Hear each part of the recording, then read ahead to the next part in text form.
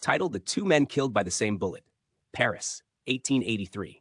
A quiet afternoon fractured by a single sound, sharp, metallic, unmistakable. A gunshot.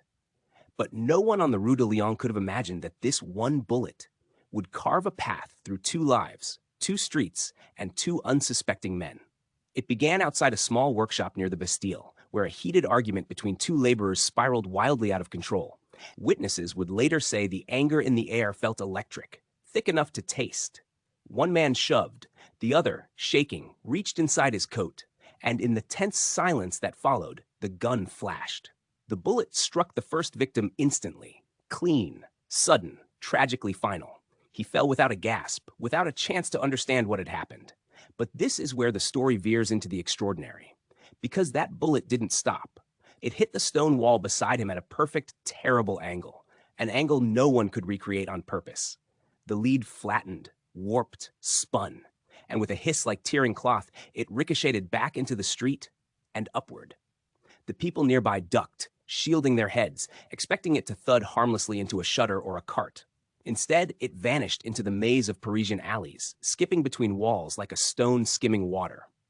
2 blocks away, on Rue Saint-Antoine, a man named Émile Lambert stepped out of a bakery with a loaf of still-warm bread tucked under his arm. It was his daughter's birthday. He'd promised her the soft kind, the one dusted with fine flour that stuck to your fingertips. He didn't hear the bullet coming.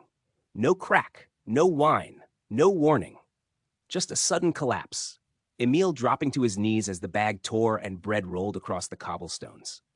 People rushed toward him, confused, thinking he'd fainted. Then they saw the blood. Back on Rue de Lyon, the shooter was already in custody.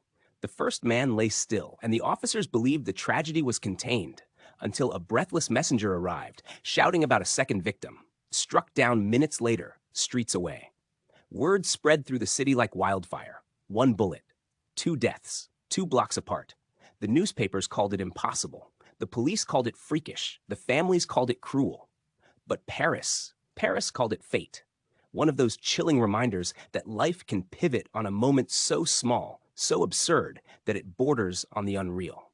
And in the quiet that followed, long after the headlines faded, the story remained. A whispered tale about chance, chaos, and the thin thread that ties every life to the next. If you found this story fascinating, please like, share, and subscribe to help the channel grow.